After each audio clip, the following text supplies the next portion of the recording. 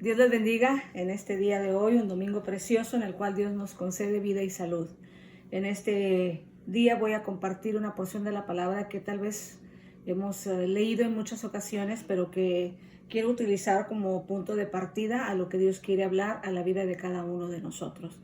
Y se encuentra en el libro de San Juan, en el capítulo 15, versículos del 4 al 8. No vamos a leer todo el pasaje, solamente vamos a leer de los versos del 4 al verso 8. Y dice la palabra del Señor de la siguiente manera: permaneced en mí y yo en vosotros. Como el pámpano no puede llevar fruto por sí mismo si no permanece en la vid, así tampoco vosotros si no permanecéis en mí. Yo soy la vid, vosotros los pámpanos. El que permanece en mí y yo en él, éste lleva mucho fruto, porque separados de mí nada podéis hacer. El que en mí no permanece es echado fuera como el pámpano, y se seca, y los recogen y los echan en el fuego y arden. Si permanecéis en mí y mis palabras permanecen en vosotros, pedid todo lo que queráis y os será hecho. En esto es glorificado mi Padre, en que llevéis mucho fruto y seáis así mis discípulos. Vamos a orar en este momento. Señor, venimos delante de su presencia, le adoramos, le exaltamos, le damos gracias, le damos honra a mi Dios. Gracias por lo que usted ha hecho hasta este momento, porque este día tenemos el privilegio, Señor, de tener vida, de tener salud, de poder clamar, llegar delante de su presencia para adorarle, exaltarle. Gracias, Dios. Yo pido que en el nombre de Jesús, su Espíritu Santo tome control de nuestras mentes, nuestras vidas. Cada persona que ve, escucha este mensaje, Señor, que la palabra llegue a sus corazones a transformar de tal manera que podamos ser hacedores de su palabra, Señor. Gracias de antemano por lo que ya ha hecho y por todo lo que usted va a seguir haciendo. En el nombre de Jesús, Señor. Amén, Señor, y amén. En este momento yo quiero hablar un poquito sobre cómo lograr, hablando del Espíritu Santo, que el Espíritu Santo permanezca en mí. Cada uno de nosotros tenemos sueños, tenemos planes, tenemos visión de lo que queremos nosotros hacer día con día, y aún a lo mejor hasta cierto punto en algún momento de nuestra vida aún hemos tal vez comentado o hemos dicho: ¿por qué no fui una persona rica? Y hay algo bien interesante. Estaba yo leyendo una historia sobre una pareja de personas comunes como nosotros, que la esposa estaba dando a luz a su recién nacido, a su bebé. Y al mismo tiempo estaba también dando a luz una princesa, dando a luz a su hijo, obviamente un príncipe. Y se dice y se cuenta que en esta ocasión lo que sucede es el hecho de que la persona surge algún problema dentro del hospital, y entre el movimiento que se hace, los padres comunes toman al niño pensando que era el niño de ellos, al igual que los príncipes toman a su niño pensando también que era el de ellos, y cada uno se va a su lugar. Una historia larga, corta, quiero llegar a conclusión a esto. Llega el momento en que el niño que era príncipe comienza a vivir en una comunidad o en una colonia de bajos recursos, en la cual tiene que eventualmente aprender a trabajar, a vivir de una manera, y hasta cierto momento llega hasta donde está la casa del príncipe, donde ya el niño también, que fue común, que no era un príncipe, crece y está viviendo, y el niño que lo ve de afuera, que es el verdadero príncipe, está viendo de afuera y piensa en su mente y dice: ¿por qué yo no fui un príncipe? Cuando en realidad sí lo era. Pero yo quiero que vayamos un poquito más allá, y termino la historia más adelante. Yo quiero que cada uno de nosotros veamos qué es lo que yo necesito para lograr que el Espíritu Santo se quede conmigo, que pertenezca en mí constantemente. Hay algo bien importante que este pasaje dice. La clave dice: permaneced en mí y yo en vosotros. Como el pámpano no puede llevar fruto por sí mismo si no permanece en la vid, así tampoco vosotros si no permanecéis en mí. Cada uno de nosotros tenemos un sentido de pertenencia y anhelamos siempre tener ese sentido de pertenencia, lo cual es importante que pertenezcamos nosotros a algo o a alguien. Simplemente, por ejemplo, una persona que está en su trabajo, cuando llega a su trabajo lleva su tarjeta de identificación, algo que lo identifica como parte de. Hoy en día lo que estamos viviendo, creo que cada uno de nosotros estamos dándonos cuenta de nuestra identidad para con Dios. Estamos dándonos cuenta que esta situación que estamos viviendo es importante vivirla lo mejor que se pueda, sobre todo porque somos hijos de Dios. No por el hecho de que somos hijos de Dios no quiere decir que no vamos a tener prevención o tener cuidado y vamos a estar tentando nuestra vida personal. Pero yo quiero hablar un poquito sobre qué es lo que nosotros necesitamos hacer para permanecer o que el Espíritu Santo permanezca en nosotros. Dice la palabra que si nosotros permanecemos en Cristo, entonces Él va a permanecer en nosotros. Si el Espíritu Santo ya vino a nuestra vida y tomó posesión de nuestra vida espiritual, de nuestro ser, entonces hay que mantener vivo el Espíritu Santo, hay que mantener viva la presencia de Dios. Y para mantenerla viva necesitamos comenzar matando nuestros reyes personales. ¿Qué tendrían que ser o qué serían nuestros reyes personales? Mateo 6:24, la primera parte del versículo dice: ninguno puede servir a dos señores, porque o aborrece al uno y amará al otro, o estimará al uno y menospreciará al otro. Quiere decir que en nuestra vida tenemos que aprender a dividir, a separar nuestra vida carnal, porque en realidad nuestra vida en muchas ocasiones la vivimos más carnalmente que espiritualmente. Ahora, tal vez la persona pueda decir, pero no podemos ser espiritual siempre. Tal vez no, pero sí buscamos la manera de que nuestra carne muera constantemente. Ejemplo, muchas veces la forma que vivíamos nosotros antes de ser cristianos, usábamos palabras no correctas, palabras obscenas, palabras sucias, palabras que nuestra mente las hacía que brotaran. Entonces, esas son las pequeñas cosas que hay que ir quitando, pequeñas cosas para algunos, cosas muy grandes para otros. Entonces, hay que comenzar a matar los reyes personales. En este caso, yo quiero hablar qué serían algunos de los reyes personales en nuestra vida. Dios no puede ser el rey de nuestra vida si existen otros reyes a los cuales nosotros nos estamos sometiendo. Por ejemplo, nuestro trabajo puede ser uno de los reyes. Nuestra familia, nuestros hijos, nuestra esposa, nuestra mamá, nuestro papá, el dinero, las cosas materiales. Esos son los reyes que a veces se están matando para que nuestra vida espiritual no crezca. Yo no estoy diciendo que estas cosas son malas, porque cada una de estas cosas las vamos necesitando, las necesitamos en su momento. Pero Dios no se puede mover por medio de nosotros si con nuestras vidas estamos nosotros siendo gobernados por los deseos de nuestra carne, o estamos siendo gobernados por nuestras emociones, o estamos nosotros dejando que todas estas cosas tomen el control de nuestra vida. Entonces, si nosotros hablamos de los reyes personales, tenemos que comenzar a soltar aquellas cosas que nos hacen grandes o nos hacen sentir grandes, porque la palabra nos enseña que el que quiera ser grande tiene que hacerse el menor, tiene que humillarse. Tenemos que aprender a humillarnos delante de la presencia de Dios, obviamente. Tenemos que aprender a decirle a Dios: Señor, no se trata de mí, sino se trata de ti. Que mi vida personal comience a morir para que usted de alguna manera comience, su Espíritu Santo comience a dar vida, a dar luz. Que cuando hablo yo, cuando mi boca se abre, no salgan palabras que vayan a dañar, sino que sean palabras que sean de motivación. No voy a ser espiritual solamente en ciertos momentos, porque estoy enferma, porque estoy pasando por el problema, ahora sí soy espiritual. No, voy a ser espiritual en todo momento. Voy a ser espiritual cuando necesito, cuando no necesito, cuando tengo, cuando no tengo. Voy a ser espiritual, voy a buscar la manera de que el Espíritu Santo dentro de mí se vivifique constantemente para que la presencia de Dios pueda ser reflejada por medio de mis acciones. Nuestra forma de hablar dice mucho.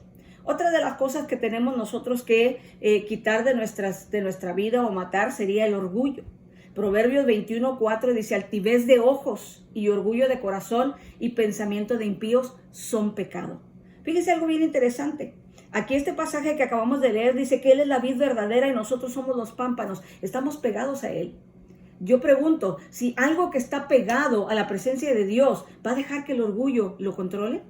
¿Va a dejar que los reyes, las pasiones, las emociones, los sentimientos gobiernen? ¿Haría eso Jesús?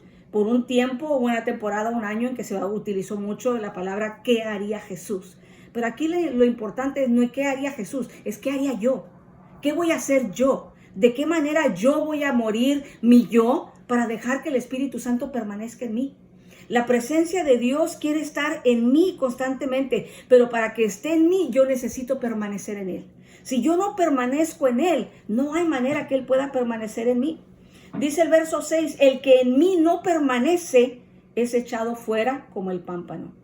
Y se seca y los recoge y los echan en el fuego y arden. Qué triste, ¿no? Sería que estamos sirviendo a Dios por conveniencia, solamente en el momento que lo necesitamos y no siempre. Y siempre nos conviene. La verdad, siempre nos conviene. Todo lo que hacemos, lo hacemos por conveniencia, hasta cierto punto. Porque si no sirviéramos a Dios, nosotros no podríamos pensar que vamos a ir al cielo o que vamos a estar delante de su presencia.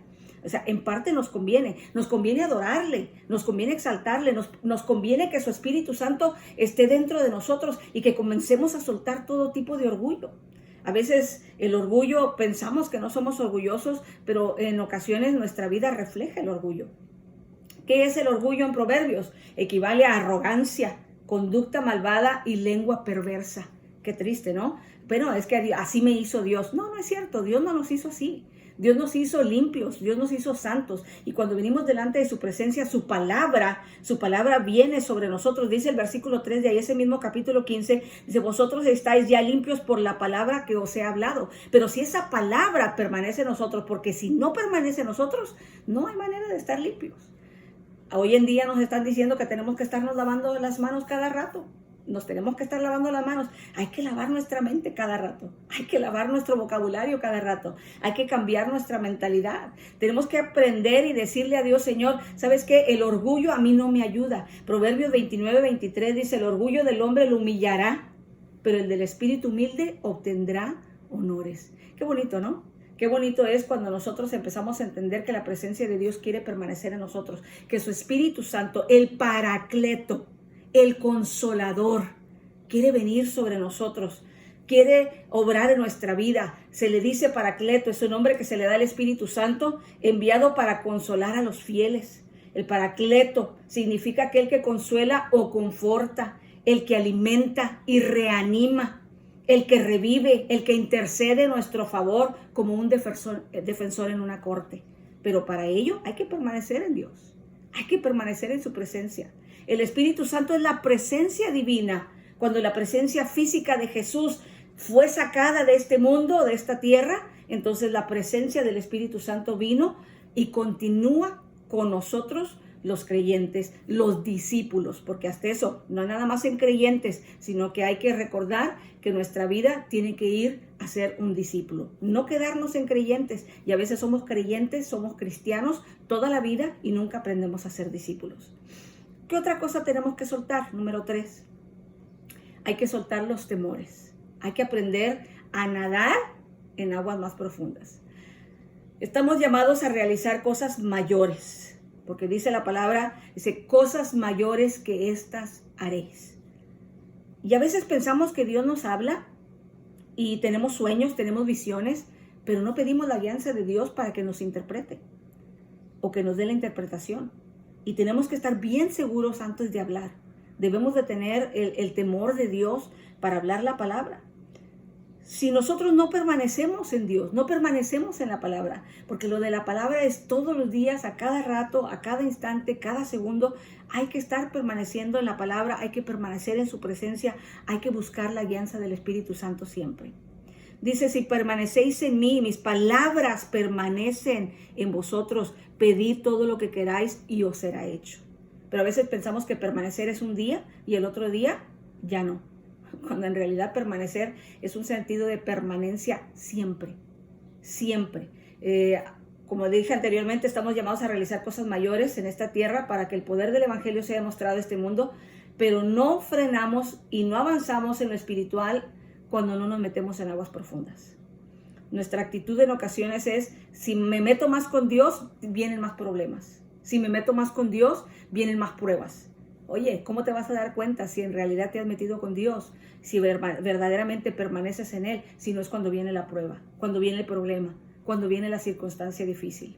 Y no se trata de tener un espíritu de positivismo, nada más voy a pensar positivo y así va a funcionar. No, aquí se trata de la fe, aquí se trata de estar agarrado fuerte de la mano de Dios.